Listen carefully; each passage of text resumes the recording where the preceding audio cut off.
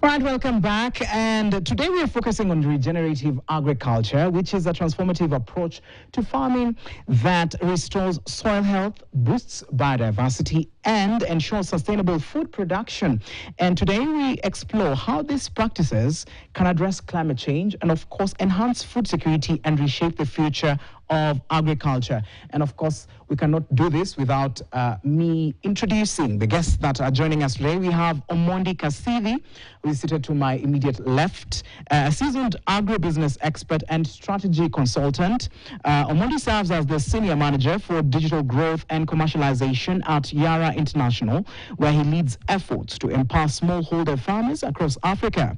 Now, with prior leadership roles at Safaricom's DigiFarm platform and Diageo, Omondi brings extensive experience in sustainable agriculture and transformative business solutions.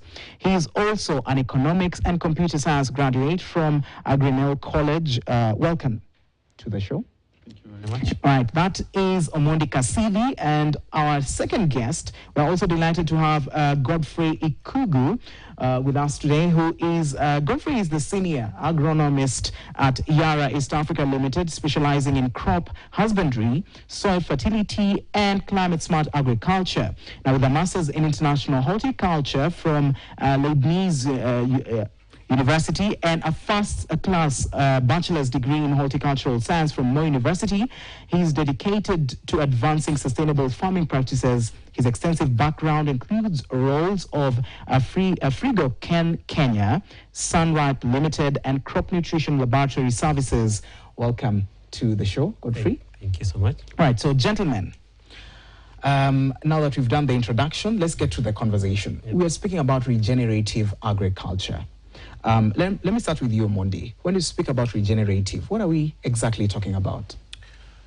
I think regenerative agriculture has gone through many types of definitions, but in a nutshell, yes, is a concept that even as you're producing crops and harvest from your soil, you need to put in more than you take out. Mm-hmm. I think it's a concept that our African farmers, our grandmothers kind of got that earlier on. But there's a lot more technology and a lot more information available around it. But in a nutshell, you should be putting more into the soil than you're taking out for it to continue serving you in the long run. All right. But my colleague Godfrey has a PhD in it. He can tell us even more. Godfrey, just give us a perspective of regenerative agriculture. I think it's all in the name, regenerative. So you're trying to sort of bring back or rebuild something that has degraded over time. Yes. So this did not occur overnight. So it's something that builds up over time. And this came about from what my Omondi is saying here. If you take more than you're putting back, at some point that system is going to collapse. So for a while now, we've been with our old practices, putting a little bit and taking out a lot more. And this has finally caught up with us. Therefore, there is need now to start rebuilding that. If you're going to, continue feeding people into the future, the food demand is expected to grow, and our lands are expected to reduce. Yes. So with these challenges, it's important that we bring back the lands that we have to be more productive per unit area. And to do that, we have to rebuild them back to a better status than they were before. Okay, rebuilding lands. All right, so before we get to the rebuilding lands part, because we have to also look at that, let us look at traditional type of farming, the farming methods that we've always gotten used to, that we saw even in the village. People usually do that. So how is it regenerative agriculture different from this type of traditional type of farming, Omondi? I would say one of the biggest differences is around the use of data. So like you mentioned before, we're used to the traditional farming where our parents wake us up in the morning, you go plow, maybe you plant some farm-saved seeds. Yes. You may or may not use some fertilizer, and eventually you wait for a harvest. And if you're lucky, you get some crops. There was knowledge, but I want to say that the access to data was not as deep as it could be now.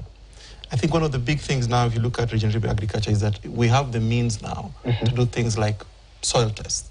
both basic and comprehensive, to understand before you apply a certain fertilizer, how much do you need? Before you even plant the crop, to know whether the crop will actually do well in that environment or you're putting it in. So I think data is a central part of us in Africa trying to figure out regenerative agriculture, to be sure that the things we are doing on the land actually are beneficial to both the land and to us as well, because the whole point of doing all this work is so that we can get a yield, right? So that we can become better, we can take our kids to school. So data is essential in that process, from my perspective. All right. Omondi has spoken about data. Yep. So let me ask you about, he has also mentioned about soil health. So when you look at soil health, in terms of, Omondi had mentioned earlier, our parents, even grandparents, used to wake up, okay, go and plant this, go and plant this. So what is the importance of soil health? Because soil health, at the end of the day, if a farmer doesn't know how the soil is performing, doesn't know the pH, doesn't know, they just say, okay, we are clearing the land and then we're going to plant. So what is the importance of knowing your soil, and why should our soils be healthy in order for at least farmers to know what to plant at what time? So just give us that. What is the importance of soil health? Okay. I think we can look at it this way. The farmer is the primary custodian of the soil. It is his job to make sure that the soil remains in the best possible health situation possible. Now, when it comes to soil health, it's a whole new dimension, because this means that you're taking care of the physical properties of the soil. So soils can be different. You've seen some soils that are very dusty. You work a little bit, there's a lot of dust. There are some that when you work, there's better structure, they are not disintegrating. That is one aspect of soil health. Then you have the biological activity. How many organisms or how active are the microorganisms in your soil? These are very, very important that you keep them alive, because they do the hard work for you. They keep regenerating and breaking down compounds within the soil to keep it thriving and moving on.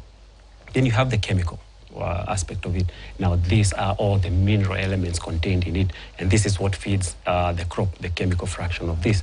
But you need to take care of all of this. This will entail all the practices that you're doing. How are you tilling the land? Which crop are you planting? Are you leaving the soil bare? If you leave the soil bare out, exposed in this sun, the microorganisms are not going to thrive. And that means your biological component collapses. So soil health is a huge aspect, and it's the role of the farmer to make sure that they are making sure they take good care of this. Okay. Now, in the past, it was possible to do all this because our production was not as intensive as it is right now. Right now, production systems are very, very, very intensive. We want to produce the most out of that. We are investing a lot. Farmers, they put a lot of money in terms of inputs and time into that activity, and they want the maximum returns from that. So we find our system are now very, very intensive. Now, this sometimes comes at a risk, because now you are neglecting your other roles as the farmer to take care of the soil. And this is where now we are coming in and saying, hey, can we just stop and look at some data first? What is currently happening? Why are we always complaining that years down the line, our soil or productivity is going down despite using more advanced product, hybrid seeds? Everything is becoming better, but production is not keeping up with this pace. So let's take a pause. Let us look at what is happening in the soil first. Let us work on that first. And that is now where the regenerative aspect now kicks in. Kicks in, right? So data. Both of you have spoken about data, which is, of course, a huge aspect when it comes to helping farmers know what is supposed to be done. So let us look at a farmer who is, that is their source of life. Everything they do, that is what they expect. All their income is pegged on farming, but they don't have the right data. How do we make sure that the farmer, even in the most remote area, gets to know about the data and gets to know about their soil? Because I think the things we're talking about, if we had known a way of communicating this to that remote, the farmer at the remote area. So how do you think a farmer in the remote area can get this information, and so that they know this is what I'm supposed to be doing? Omondi, let me start with you. Yeah, and even as you answer the question of accessibility to data, I think as my colleague mentioned around soil health, and you mentioned a farmer who depends on this for their life, for everything that they earn. Yes. It's actually very interesting that if you produce in a non-sustainable way, actually you have the highest cost of production. And this one sometimes, as farmers and also as practitioners, we tend to confuse the cost of production with the cost of inputs, right? So a farmer might go out and get data on their soil, and they realize that, you know what, actually, I'm limited in terms of nitrogen or maybe zinc, which is something that they didn't know before. Yes. I mean, when I was going through primary school, I didn't even know what zinc was, farming. I mean, so if you look at a lot of Kenyan soils, you might find that something as simple as zinc availability can be limiting the ability of your crops to absorb the nutrients that you put to them on the soil.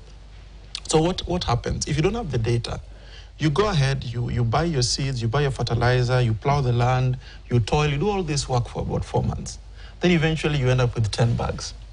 Then Godfrey here, who had the insight around data, knew that their fertilizer they are buying needed to have a zinc component. So when they went to the shop, they paid maybe an extra 200 bob per bag for that particular fertilizer.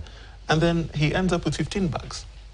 Well, it's true, he spent a little bit more on the inputs, but when you look at his cost of production per bag, he's much cheaper than you.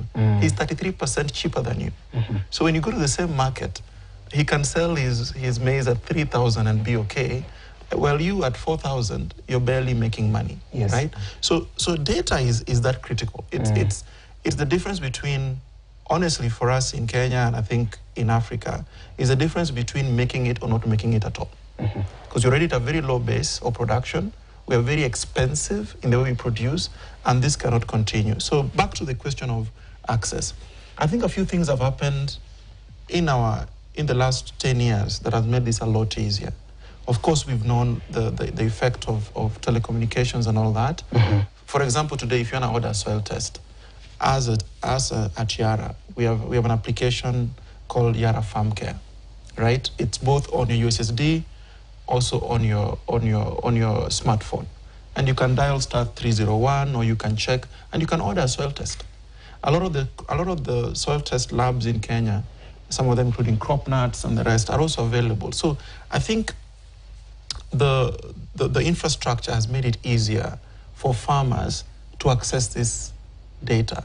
The problem is, I don't think a lot of farmers are aware yet, right? So something can be there, but are you aware that it's available, right? So I think that is a gap we need to bridge, and maybe with partners like you, I think we can do a good job at that, to make farmers aware that it's not as onerous as before. Right now, it's quite easy to know the status of your data. It's quite easy to find out who around you supplies what kinds of inputs. It's quite easy for you to learn the impact of the different nutrients on your production and all of that. Okay. Yeah. All right, Mondi, I'll just hold you right there. We're going to go for a short break, but stick around. We're going to be back with the topic of regenerative agriculture. We're also going to look at how it helps in food security in Kenya. So don't go too far. We'll be back with more.